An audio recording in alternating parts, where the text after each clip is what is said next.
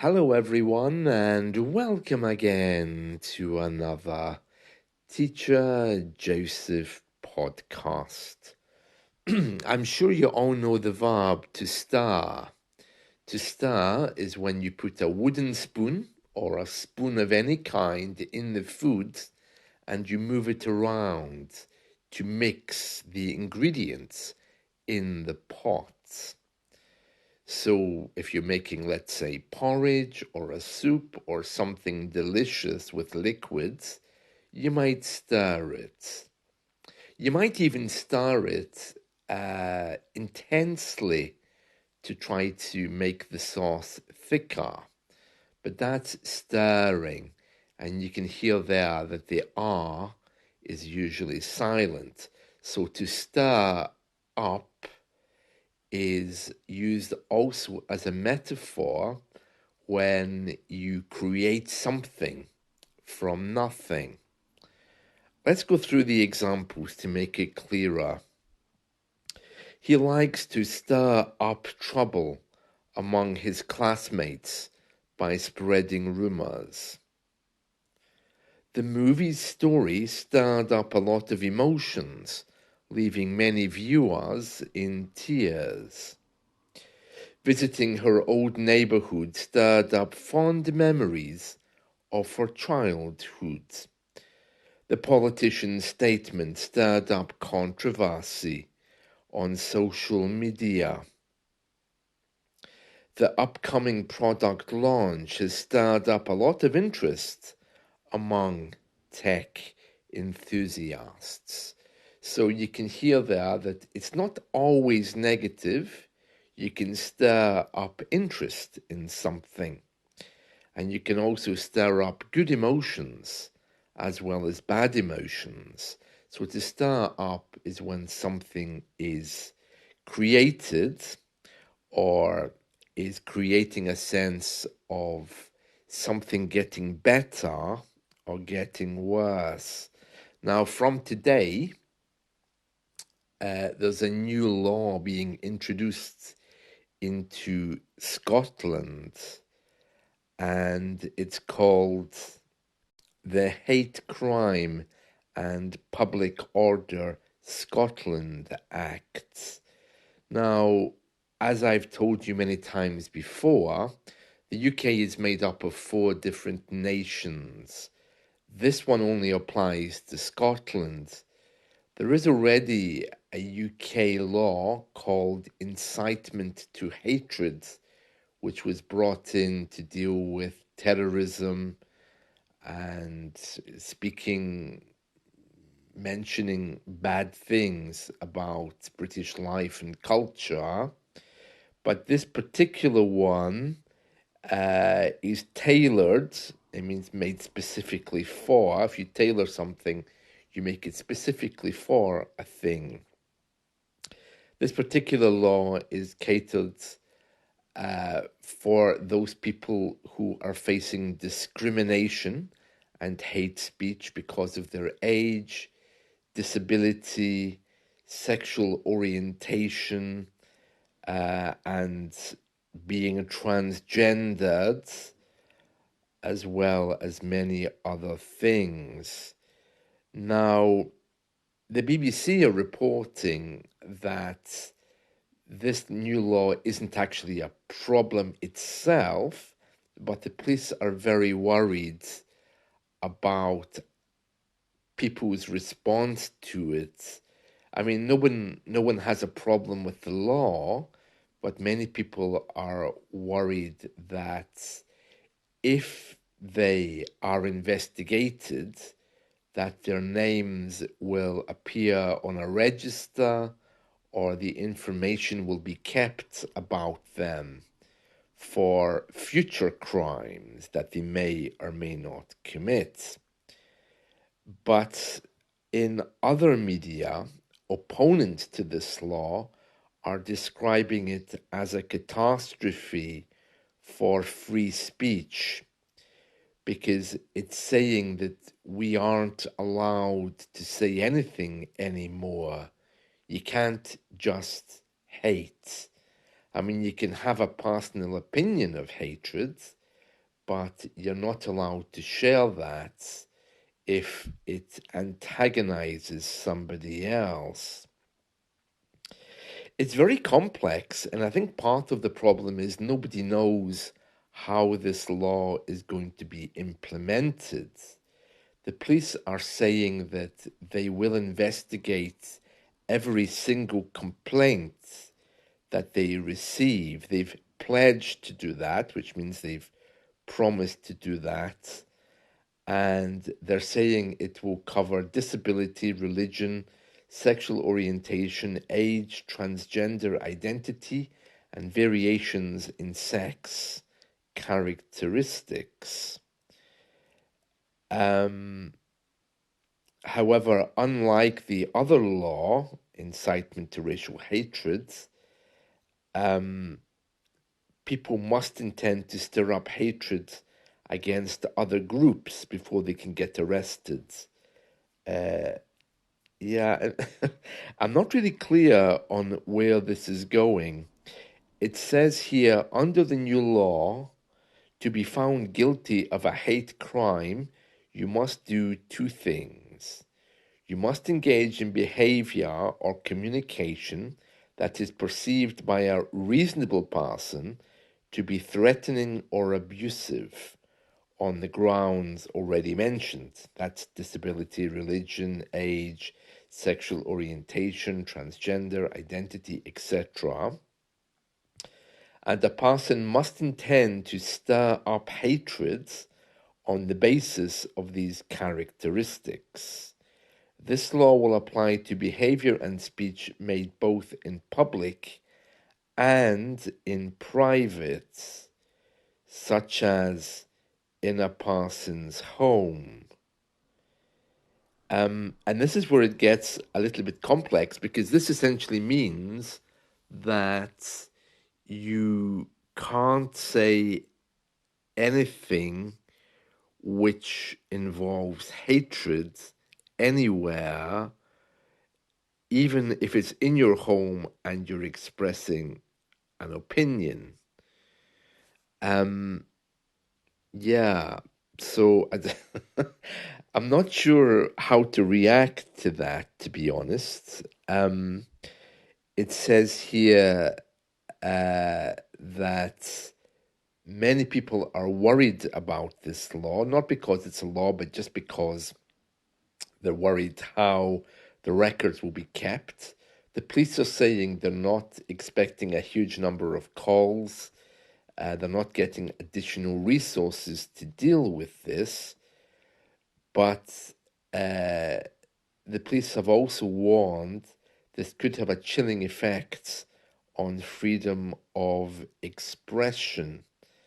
Yeah, because if you think, for example, of churches, when they talk about sin, it's a little bit hard for them, now to tell you that you're a bad person because of your behavior. And that's what it's saying in this report here. And they're also saying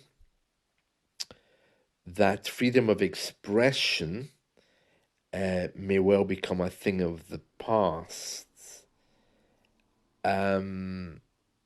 Some gender critical activists like J.K. Rowling, that's the woman who wrote the Harry Potter novels, she's known for her views on women and trans rights. She said that, let's see what she's saying here. Yeah, apparently, recently she described a transgendered woman as a man. And then she said, if you genuinely imagine I'm going to delete posts because I've called a man, then that's not going to happen. Those aren't her words exactly, but that's what she's saying. Yeah, there's a lot of real debate here, and I'm not sure that they're not stirring up hatred by their response to this. Yeah, I think part of the problem is that in Scotland, particularly, we have a lot of transgendered people. Now, I don't know why we have a lot of transgender people, but we do. It might just be that they're more vocal or noticeable because there's less people in Scotland than in England. But I think this law is being brought in to protect them more than anybody else because I think they're having real problems with that. I think the difficulties with these kind of things is that in the four nations, we're getting to a point where you can't express yourself really publicly or privately, it seems, in the north, but in the south, there's more room to say what you want. Um, I mean, acts like this don't trouble me, but it's how they're going to use them in the future. That's the problem. They're effectively saying that you're not allowed to hate. Now, um, one of the weirdest things about this new law, which has caused a lot of outrage, is it doesn't mention hatred towards women. So it's covering a lot of minorities, including gay people, transgendered people, etc., etc. But women have been excluded. And a lot of people are saying, but women are one of the most abused groups in Scottish society. Misogyny, alcoholism, drugs, and other things mean that it's a bit of a cocktail or recipe for disaster when it comes to people being violent against women. Uh, so they've responded by saying, but women, like everyone else, are already protected from threatening or abusive behavior. So that's another thing. It says here, at first glance, it might seem appealing to expand hate crime aggravators to include sex, gender, as an obvious way to increase protections for women. However, in reality, the hate crimes model was not designed to address the nature and scale of the gender based violence and harassment women face in our society. Apparently, using hate crimes to address misogyny, violence against women has proven to be inadequate in other countries and could undermine more targeted efforts to address these issues. Comedians are particularly upset because they're saying that they're not allowed to laugh at anyone for any reason anymore, and they're all planning to move to Dubai, where they're fully protected by the law and they can still enjoy entertaining English people.